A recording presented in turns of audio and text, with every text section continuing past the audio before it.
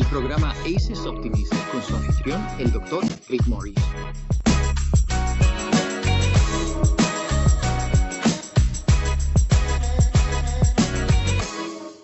Hola a todos. Doctor, soy Craig Morris y bienvenido a ACES Optimist. Nos dedicamos a la optimización del potencial humano a través de la vida clínica. Y hoy tenemos un invitado muy especial. Alguien a quien me siento honrado de conocer, orgulloso de él, porque lo considero una especie de protegido. Mucho tiempo atrás, de algunos cursos anteriores, de algunos cursos de DNS. Y ese es el doctor. Kendra de la Silva, presidenta de nuestra actual Federación Mundial de Quiropráctica. Bienvenida, Kendra. Muchas. Gracias, Claire. Sí, nuestra relación viene de hace mucho tiempo. Y yo también me siento honrada de conocerte.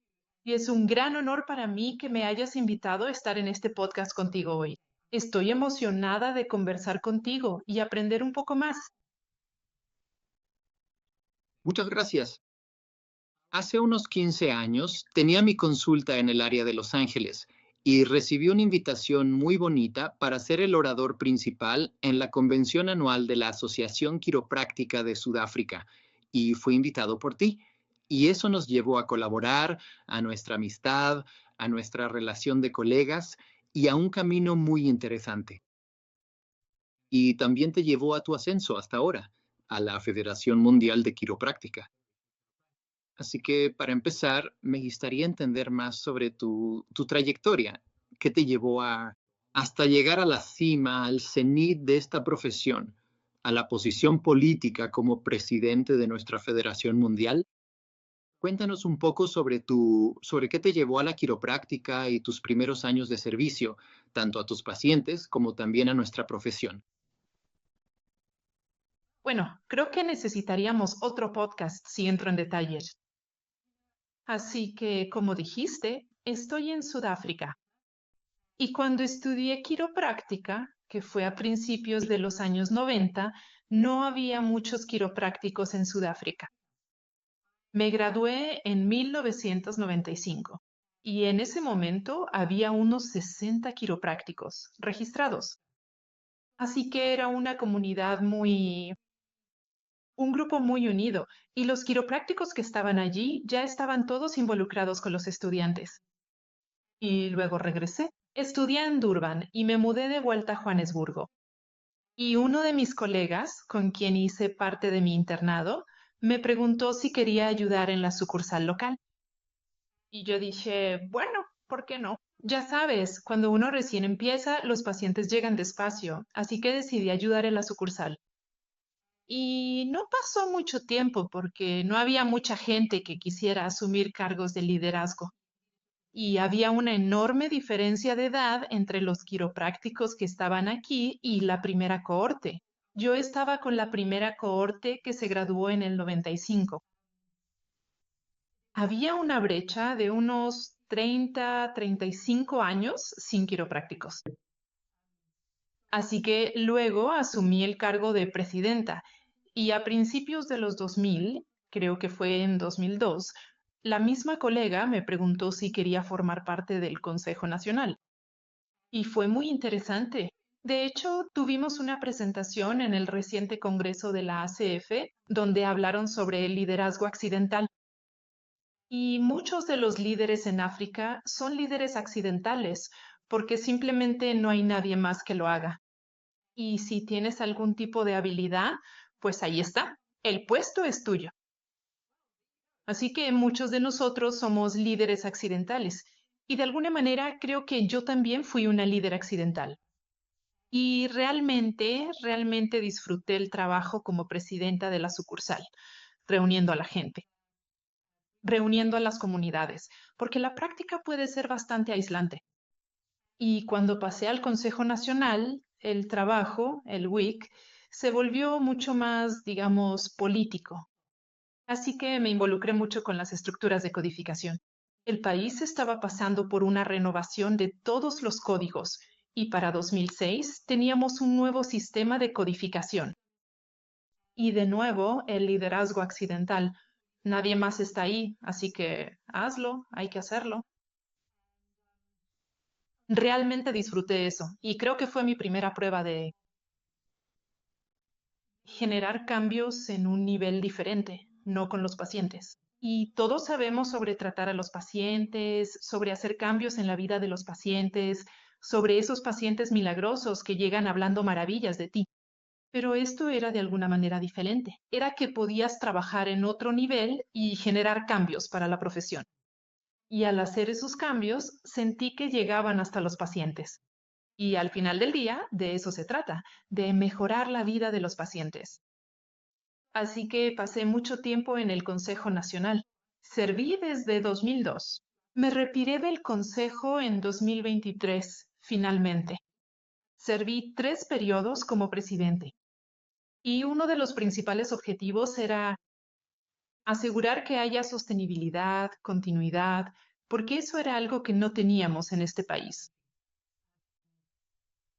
Y con nuestra historia en Sudáfrica de apartheid y separación, se ha tratado de unir y juntar los géneros, las razas, las edades y de asegurarnos de que tengamos una buena representación en todos nuestros espacios y en todas las estructuras en las que serví.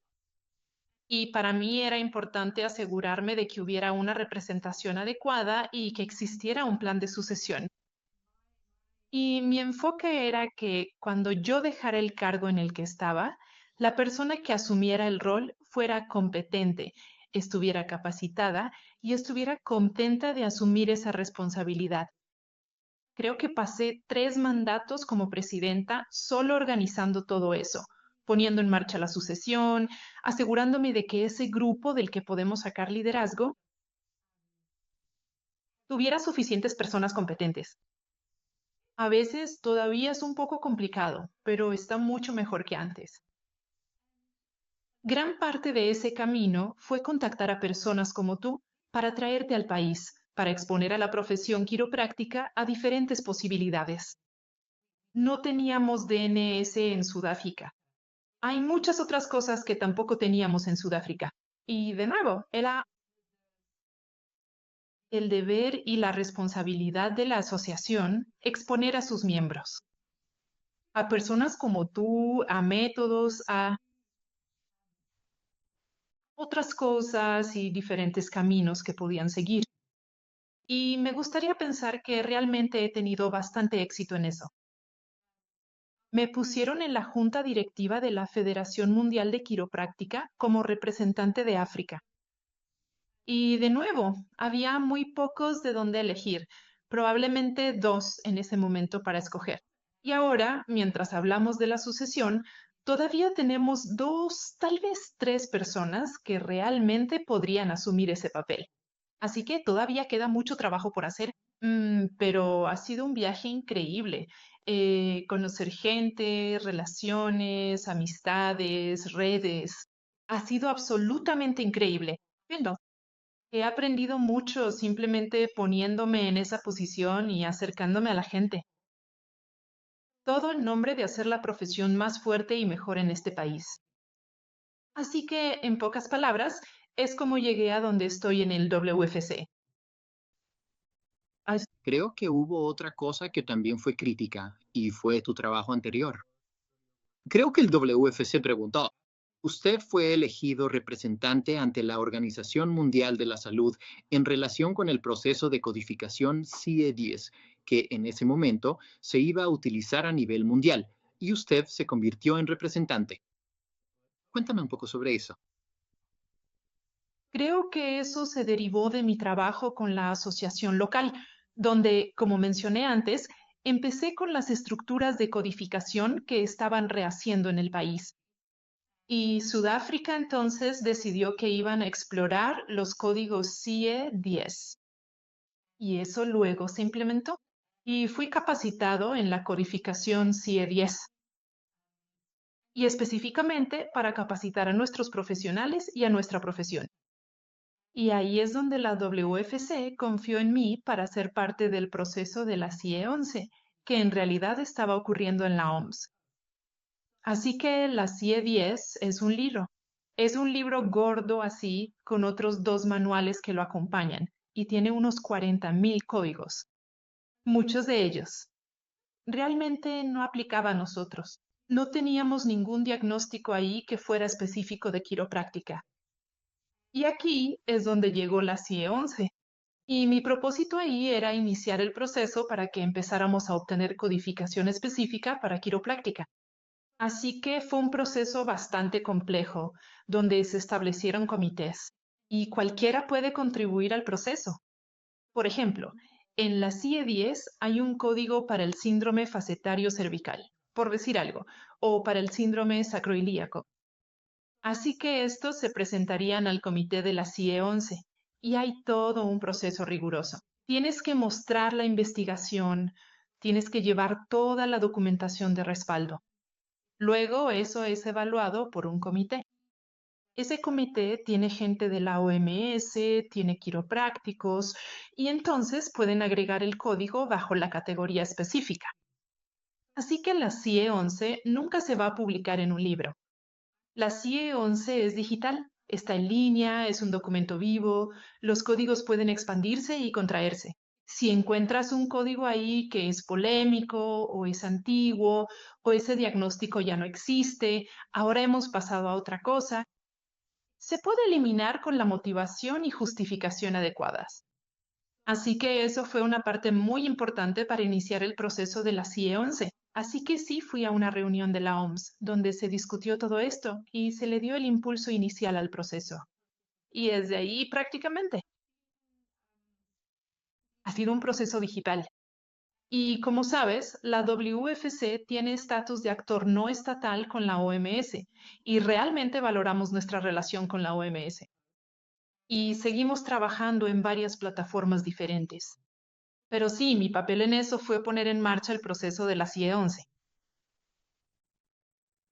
Ni siquiera estaba al tanto de la CIE. Hace apenas unos años, parecía que solo intentábamos integrar los códigos de la CIE 10 en nuestra clínica. Entonces, ¿cuándo entrarán en vigor los códigos de la CIE 11? ¿O ya están en uso? Y no estoy al tanto. Ya están en uso. Solo depende de cuándo tu país decida adoptarlos. Sudáfrica todavía utiliza la CIE 10. Es una decisión de cada país. Algunos países ya han decidido que van a avanzar.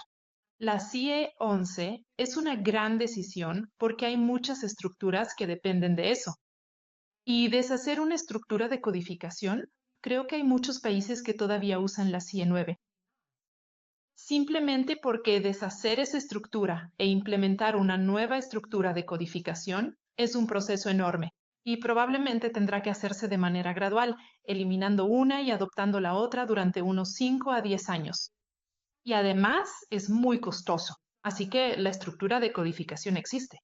Si los países quieren adoptarla, está disponible. Existen muchas otras estructuras de codificación y también hay códigos funcionales. Y eso es algo en lo que probablemente me voy a involucrar un poco más de ahora en adelante, porque el mundo se está moviendo hacia priorizar el funcionamiento más que un simple diagnóstico. Creo que tú sabes eso mejor que nadie. La función del cuerpo es mucho más importante que ponerle una etiqueta. Puedes tener a dos personas con exactamente el mismo diagnóstico, ya sea CIE 10 o CIE 11. Sin embargo, su funcionamiento es completamente diferente. Uno puede funcionar y el otro no funciona para nada al mismo nivel. Así que va a ser un viaje interesante durante los próximos años. A medida que la clasificación internacional del funcionamiento entre en vigor, los códigos CIF. Algunos países, de nuevo, ya están empezando a usarlos. Se utilizan junto con los códigos CIE 10. Eso nos da más información. Así sabemos qué tan bien funciona el paciente. ¿Y acaso no has visto eso en la práctica? Con dos pacientes, las radiografías se ven iguales, tienen el mismo diagnóstico, pero ves funciones diferentes y tienes que tratarlos de manera distinta. Sí, así es. Es fantástico. O sea, es complejo, pero creo que tanto por mi formación en quiropráctica como por mi experiencia con la Escuela de Rehabilitación de Praga, ambas se basaban en la función. Ambas se enfocaban más en la calidad del movimiento y la calidad de la función en vez de la cantidad. lo cual era mucho más sencillo, mucho más práctico para empezar, si lo vemos desde un punto de vista evolutivo en la práctica clínica y la organización, para que podamos comunicarnos entre nosotros. Pero es aquí donde, ya sabes, hacia donde necesitamos ir.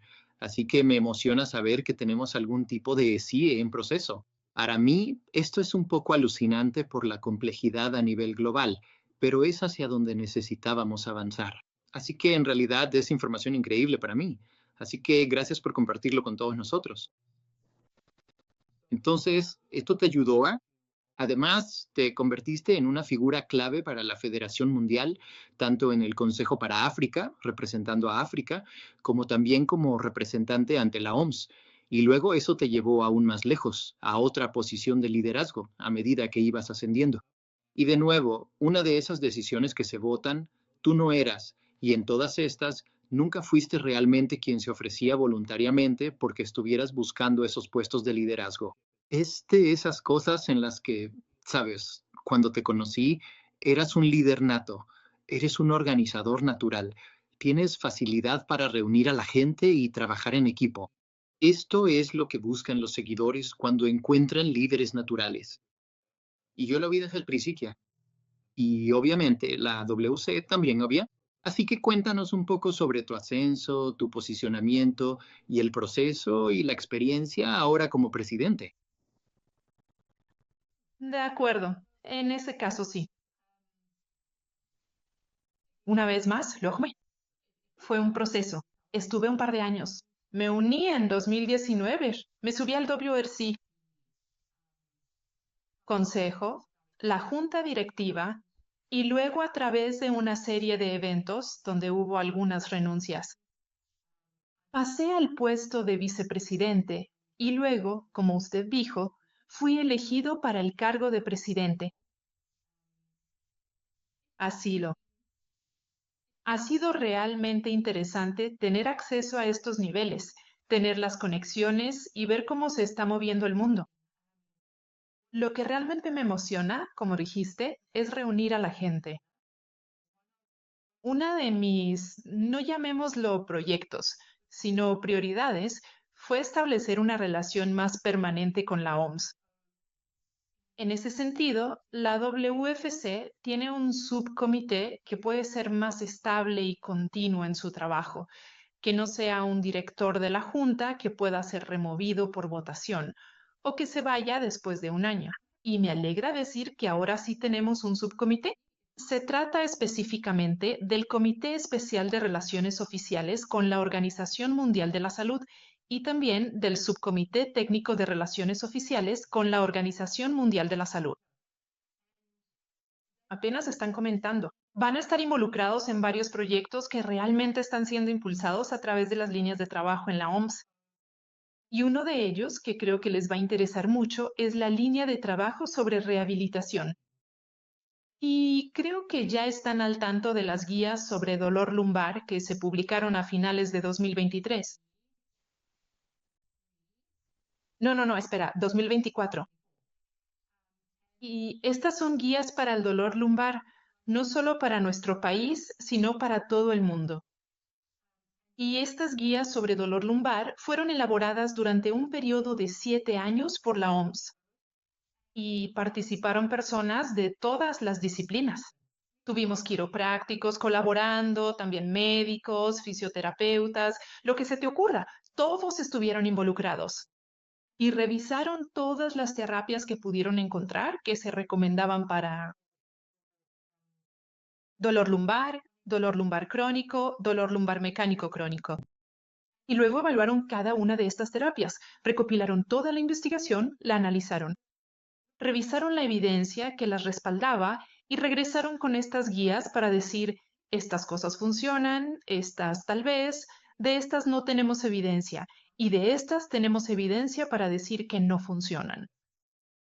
Y gran parte de nuestro ámbito de práctica entra en la categoría de que tenemos evidencia de que esto funciona, el modelo biopsicosocial. Manipulación espinal, terapias manuales, masajes, educación al paciente, consejos, rehabilitación.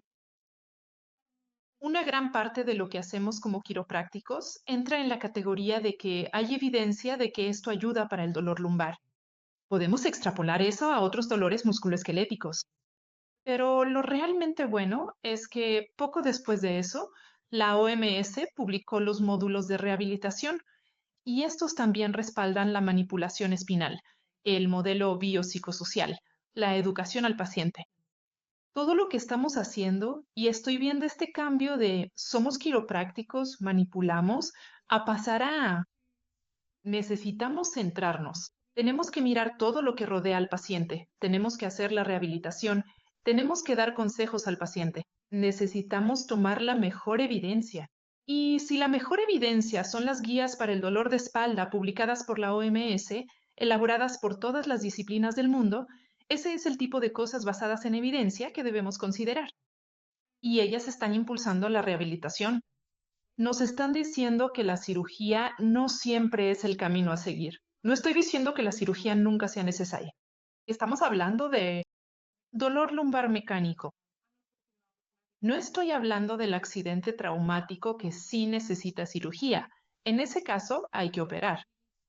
Pero los tipos de casos que vemos cada vez más están demostrando ser valiosos para la población en general.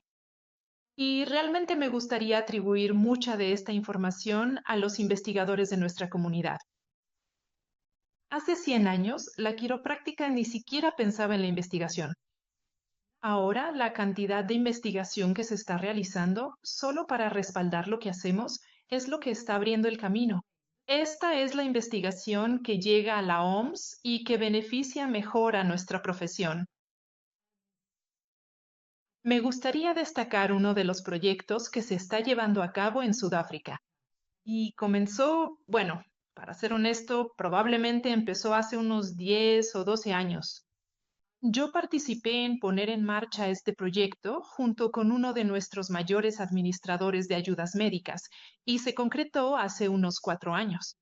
Y se llama Discovery, es el administrador.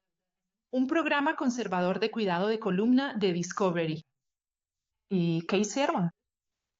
Revisaron esta investigación y toda la investigación que nuestros investigadores están produciendo y analizaron y luego involucraron a los científicos actuariales y ellos. Ellos analizan cuánto les está costando el dolor lumbar y entonces empiezan a preguntarse, ¿qué? La evidencia nos dice que la cirugía no es el camino a seguir. Y les tomó unos 8 o 9 años. Y hubo muchas reuniones. Tuve muchas reuniones con ellos. Lanzaron el programa que permitió a los pacientes acceder pueden elegir entre fisioterapia o quiropráctica. Y la puerta de entrada es a través de la sala de emergencias, tu médico de cabecera o el cirujano. Entonces, ¿quién está obligado a referirlos al programa? Y cuando ingresan al programa, no necesitan pagar por el programa. El profesional recibe un pago por atender a este paciente durante aproximadamente 8 sesiones. Y me encantan mis pacientes de cuidado de columna. El hecho de que se elimine esa carga financiera, ellos saben que tienen sesiones conmigo y yo puedo hacer lo que necesite dentro de mi campo de práctica. Podemos usar ondas de choque, podemos hacer punción seca, manipulamos, hacemos todo lo de la quiropráctica. El éxito, déjame decirte, ahora ellos, probablemente. ¿Cuáles eran las últimas cifras? Había entre 30 y 40 profesionales en el país que forman parte de este programa. Hay requisitos de costos y de retratamiento. Tienes que tener mínimo 5 años de experiencia y un montón de otras cosas. Mi tasa de éxito con eso, y yo veo a bastantes de estos pacientes. 2 de ellos en los últimos 4 años han tenido que volver con el cirujano para operarse. El resto ha pasado exitosamente por el programa y ahora los administradores están recopilando esos datos.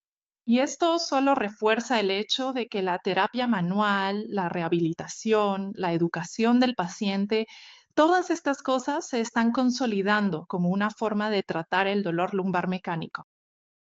¿Y no es eso increíble para nuestra profesión? Y solo piensa en cómo eso apoyaría a DNS, donde tienes mucho de tu interés. ¡Wow!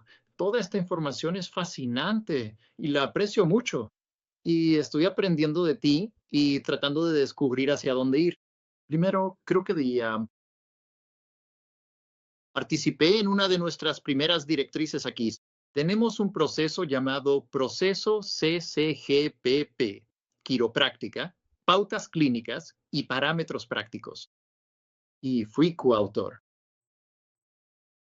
El primer artículo y luego el artículo de seguimiento para las pautas de la espalda baja. Pero después de eso, continuaron. Vendí mi clínica hace un par de años y estoy semi-retirado. Así como estuve tan involucrado con la Federación Mundial durante un par de décadas, ahora ya no lo estoy. Así que ahora tú me estás ayudando a ponerme al día, pero de verdad, estoy muy emocionado de escuchar sobre esto. Una guía clínica más global. Y también, sin duda, estoy al tanto de nuestros niveles de investigación que están explotando. Tuvimos a David Chapman Smith, como sabes, nuestro buen amigo y creo que un mentor para ambos, con su iniciativa. Realmente una organización de la WFC. Y él, sin duda, rindió homenaje al doctor Scott Haldeman, también otro sudafricano de nacimiento, quien realmente nos ayudó a comenzar y organizarnos cuando empezamos a mirar hacia niveles más altos de educación, logrando que los quiroprácticos obtuvieran su doctorado, se convirtieran en investigadores y luego comenzaran a iniciar investigación donde no la había, realmente apoyando la investigación. Y así que, sin duda, fue gracias a este dúo, de verdad. En muchos sentidos, un dúo explosivamente brillante que ayudó a organizarnos como profesión y luego también ayudó a movernos hacia investigar y apoyar lo que es. Lo estamos haciendo para poder ganarnos nuestro lugar en el Healthcare International. Bien. Fue parte de la razón por la que publiqué mi libro de texto de bajo nivel, que era, como saben, multidisciplinario, para que tuviéramos un asiento en esa misma mesa y que pudiéramos incluso conseguirlo. Líder en el cuidado de la columna vertebral. Eh, líderes. Bueno, líderes destacados en el manejo de la columna a nivel mundial y en el mundo. Perdón por escribir Tommy y ver que permitieran que alguien, un quiropráctico, editara para ellos. Y entonces vemos que de lo que hablas ahora es de este ascenso gradual de nuestra profesión hacia lo que yo consideraría su lugar legítimo. En la mesa, junto a médicos, osteópatas, fisioterapeutas, profesionales de todo el mundo, porque al final creo que hay demasiado enfoque en algún tipo de competencia. Cuando miras a la población mundial, donde simplemente hay escasez, si sumamos todos nuestros números juntos, seguimos estando cortos de personal. Así que realmente me emociona escuchar sobre esto. Y me gustaría aprender. Estoy emocionado por saber más. Y voy a tener que investigar esto para ver estos programas. Y también me interesa ver los resultados. Porque lo que quería preguntarte también sobre este programa con el que estás trabajando es para ver esto, porque supongo que todos son pacientes crónicos de columna que te están derivando en este programa. ¿Puedes hablar un poco sobre el aspecto de la prevención? Llevo años diciendo que básicamente todo lo demás que hacemos en la práctica es correctivo, pero solo la educación es preventiva. Entonces, ¿cuáles son los temas que suelen tratar? ¿O en qué puntos específicos te centras desde una visión integral, preventiva y educativa? Sí, esa es una pregunta muy interesante. Y tienes razón, la educación del paciente es fundamental, debemos recordarlo. Y tú también lo mencionaste un poco. El paciente es el mismo, ya sea que lo trate la quiropráctica, la osteopatía, la fisioterapia o la medicina. El paciente es la persona importante y tenemos la responsabilidad de asegurarnos de que reciba el tratamiento más adecuado para su condición. Así que si necesitas derivarlo, tienes que derivarlo. Y las otras profesiones también están empezando a entender que si el paciente necesita ir a terapia manual, debe ir a terapia manual. Sé que localmente en Sudáfrica estamos recibiendo más derivaciones de neurocirujanos y cirujanos ortopédicos porque están poniendo al paciente en el centro. Sin embargo, en este programa tienes razón, se trata de pacientes crónicos. Y no quiero decir que es casi. Es demasiado tarde para la prevención, pero no es demasiado tarde para educarlos sobre cómo evitar que empeore. Así que paso mucho tiempo hablando con el paciente. De hecho, hace un par de meses estuve en una reunión con Discovery y estábamos hablando sobre involucrar a los biocinetistas. Y para mucha gente que no sabe qué es un biocinetista, ellos son, en Sudáfrica, es una profesión que utiliza el ejercicio como terapia. Así que estudian durante 4 años. Yo envío a mis pacientes allí. Ellos los evalúan. Les dan ejercicios específicos para su condición. Ayudan con la fuerza y el equilibrio. Todo eso.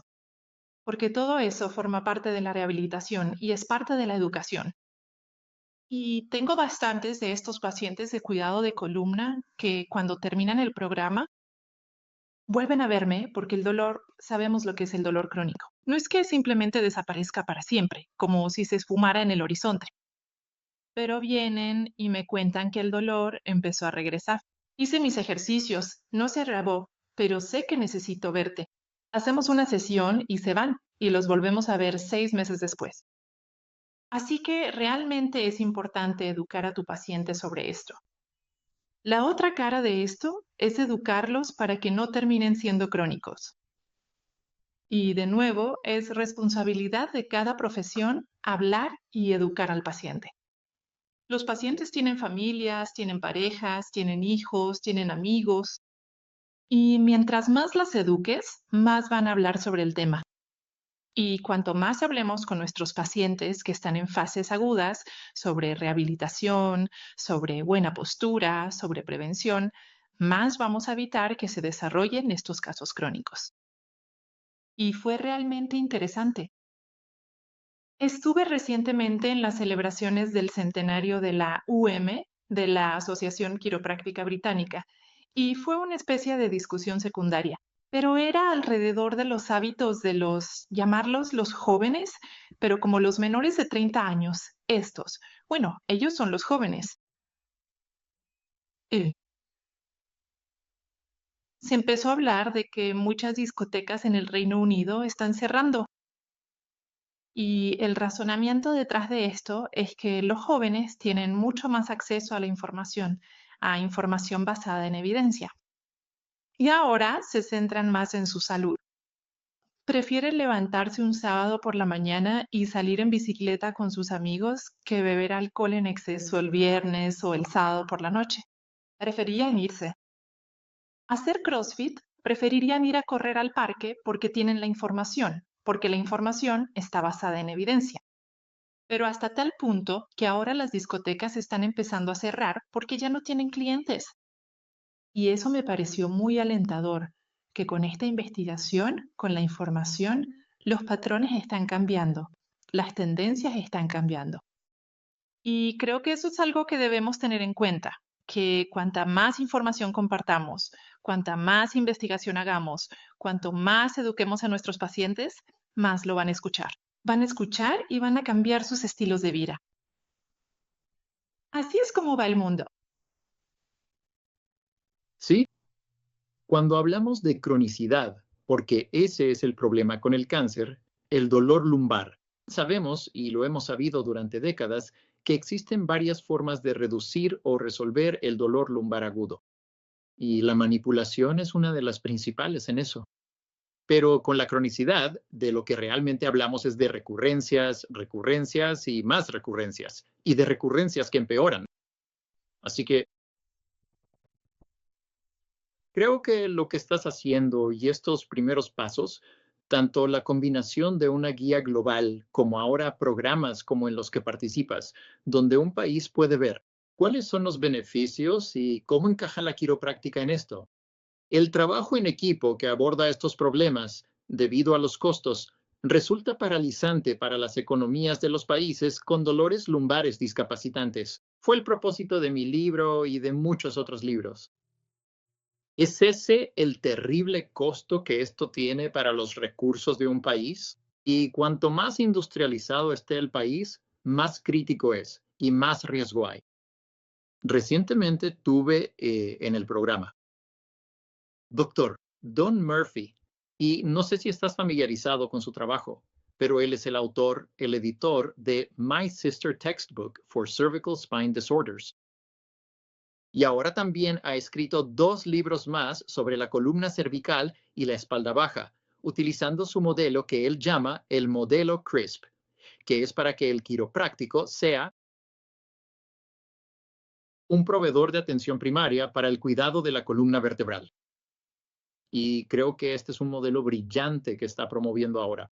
Y no sé si ya has oído hablar de esto, pero creo que es algo que espero ver expandirse por todo el mundo, porque pienso que nuestro enfoque conservador puede ser una puerta de entrada al sistema de salud. Desde la perspectiva de la médula espinal, el dolor y las lesiones espinales, aparte de algo que obviamente sea catastrófico y que requiera quizás atención de emergencia y cirugías, sería algo que sería enormemente beneficioso a nivel nacional. Y estoy muy emocionado, así que me alegró tenerlo en el programa. Y parece que ustedes están haciendo algo con sus programas para que podamos observar dónde encajamos en cuanto a la cronicidad, dónde encajamos también en las etapas tempranas, dónde encajamos nosotros. Y vemos otros programas preventivos y educativos en la Escuela de Rehabilitación de Praga. Ahora tenemos folletos que se distribuyen. Hablamos sobre FitKids. Y así, el programa FitKid ahora, y hay cursos que enseñan a los clínicos cómo integrarlo para que los niños lo entiendan. Y los padres entienden sobre la postura, la buena biomecánica de la columna y las estrategias preventivas. Así que lo que vemos es actualmente, y esto creo que es solo uno. Estoy seguro de que hay otros programas donde el lado educativo de esto está creciendo. Y para mí, como alguien que ya lleva bastante tiempo en la profesión, con más de 40 años y viendo esta evolución, realmente es muy, muy emocionante. Así que hablemos brevemente. Nos quedan solo unos minutos para hablar sobre nuestro tiempo con DNS, porque tuve el honor de tener la oportunidad de enseñar algunos cursos de DNS en Sudáfrica contigo ayudando como organizador, como parte de mi primer viaje allá a Sudáfrica. Y luego creo que ahora trato de recordar si volví y enseñé más cursos, pero tal vez solo fue esa vez. Sé que tú has seguido usando algo de DNS, aplicando algunas técnicas de DNS. Así que eres un practicante de DNS. Entonces, ¿qué has descubierto y cómo has utilizado DNS en tu práctica?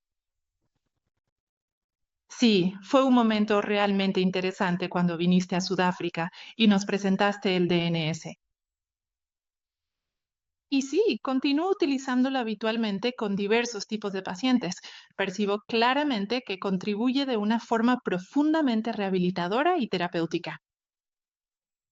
Y de nuevo, es fundamental recordar que esta es una de esas técnicas terapéuticas que puedes usar para apoyar de manera integral al paciente en su recuperación. Debemos entender que no todos los individuos responden favorablemente a una manipulación rápida y sencilla, tras la cual simplemente te vas y das por terminada la sesión sin considerar sus necesidades específicas o su respuesta fisiológica particular. Se trata de un nivel completamente diferente en el que operan habitualmente, para lograr acceder a algo que sea sustancialmente mucho menos mecánico y rehabilitador, puedes apoyarnos. ¿Cómo deberíamos decir esto? Estoy luchando por encontrar las palabras. Sí, pero es parte de ese abanico de darles algo que no sea tan mecánico, para intentar restablecer esas vías, para que las reacciones del cuerpo se reinicien de alguna manera. Y como sabes, quiero decir, hay un paciente con el que todavía consultamos juntos. Y ella no responde muy bien si no se le hace trabajo de DNS. Así que realmente nos ha abierto los ojos. Me encantaría ver a más DNs llegar al país. Es caro para nosotros tenerlos aquí y organizar cualquier curso es bastante costoso. pero realmente me encantaría ver que cosas así empiecen a suceder. Y sí creo que en los próximos años probablemente veremos a más DN llegar al país, por la manera en que la profesión se está moviendo hacia la rehabilitación y el enfoque del modelo biopsicosocial. Así que tienes ganas de venir a enseñar más DNS. ¿Vas a mandar a un equipo más joven? He viajado a casi 50 países ya, y la gente siempre me pregunta cuáles son mis países favoritos que he visitado. Y siempre digo Sudáfrica y Brasil. Y la verdad es que encontré Sudáfrica absolutamente mágica. Y la gente que conocí y los lugares, ya sabes, desde Ciudad del Cabo, donde tuvimos esa conferencia inicial,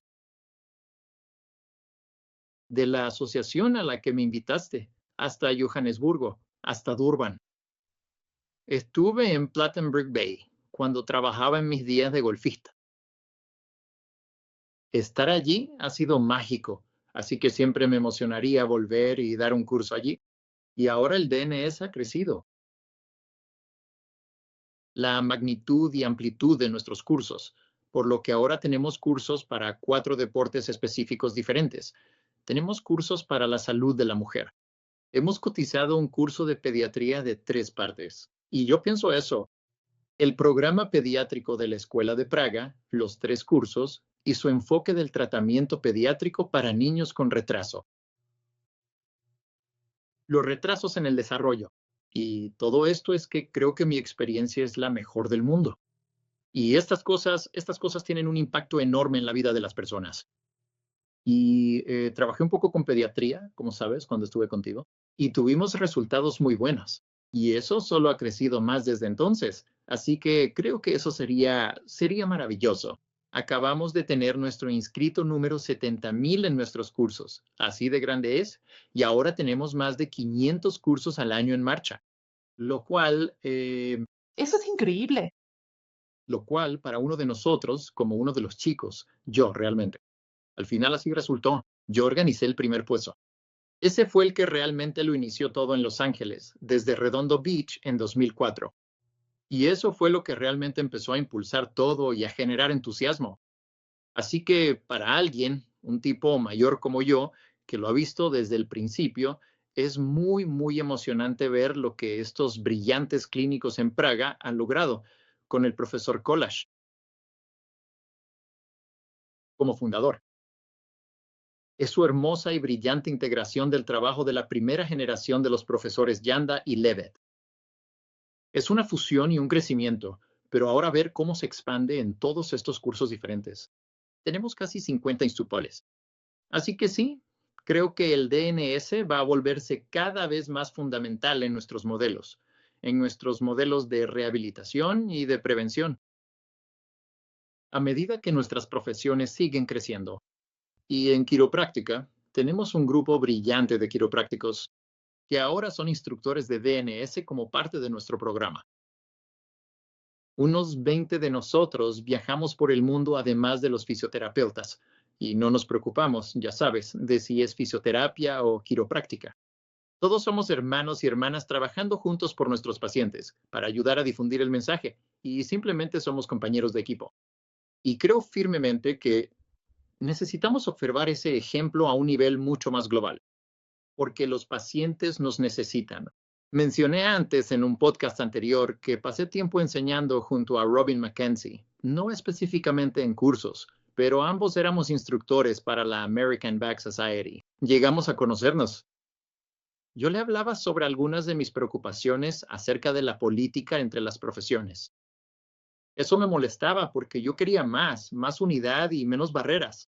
Y él me dijo, solo recuerda, Craig, que todos existimos por los pacientes y nada podría haberse dicho de manera más perfecta si todos existimos para nuestros pacientes.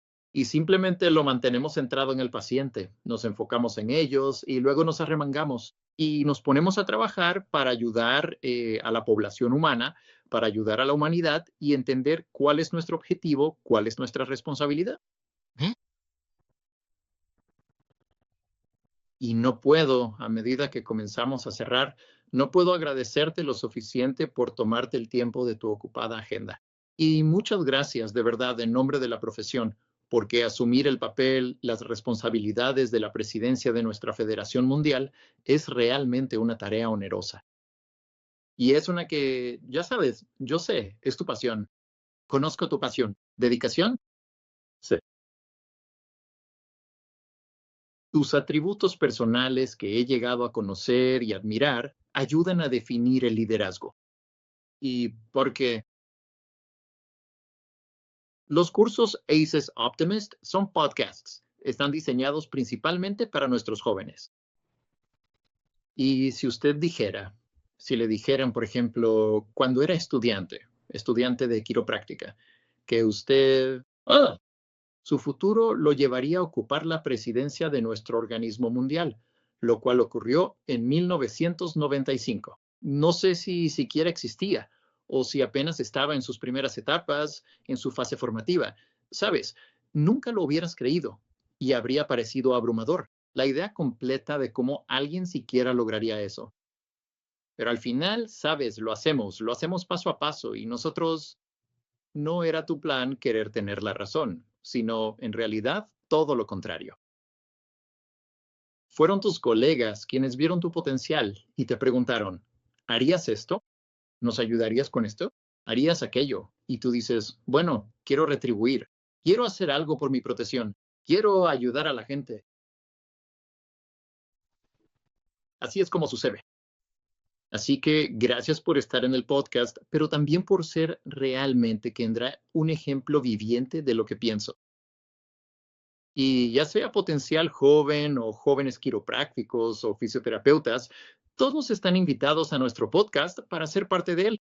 Y tendremos diferentes grupos de distintas profesiones para dar ejemplos de excelencia, pero tú eres el ejemplo perfecto para que sigamos, para que aprendamos. Así que gracias por ser parte. Gracias. Y yo. Quiero terminar diciéndoles a los jóvenes que se incorporan a cualquier profesión, no crean que no pueden hacerlo. No es necesario tener habilidades antes de aceptar un puesto. Podrás aprenderlas a medida que avanzas. Tienes un conjunto básico de habilidades, todos lo tienen, y si eres bueno en ello, la gente se va a dar cuenta. Así que no tengas miedo de aprovechar cualquier oportunidad. Te vas a arrepentir de no tomarlas. Aprovéchalas, la mayoría de ellas salen realmente bien. Y no hay ni una sola persona en ninguna de nuestras profesiones de la salud que no tenga algún tipo de habilidad de liderazgo, ya sea en tu práctica o en el nivel en el que yo estoy. Y nunca sabes a dónde te puede llevar una oportunidad. Así que de verdad espero ver a jóvenes talentosos y prometedores entrando en estas profesiones de liderazgo y que lleven esta profesión más lejos de lo que tú y yo hemos podido lograr en nuestras carreras. Pero muchas gracias por invitarme y permitirme compartir un poco de mi camino contigo y espero volver a verte pronto. Bueno, me alegra que hayas dicho eso. Gracias, porque lo voy a intentar. Hablamos hace poco y me enteré de que vas a estar en el seminario Parker en febrero en Las Vegas. En febrero de 2026. Te han invitado allí. Así que de verdad voy a intentar ir a ese evento. Y no he ido a un seminario Parker en más de 40 años. Pero como tú vas a estar ahí, lo voy a intentar, porque de verdad me encantaría verte y juntarnos. Y también con otros amigos y colegas que normalmente enseñan ahí y por supuesto asisten. Así que espero verte en unos meses en Las Vegas para que podamos seguir platicando. Eso sería absolutamente increíble. Gracias, Kendra. Y eso es todo. Nos vemos la próxima vez en ACES Optimists. Adiós a todos. Gracias por sintonizar este episodio de ACES Optimist Show. Nos vemos en el próximo.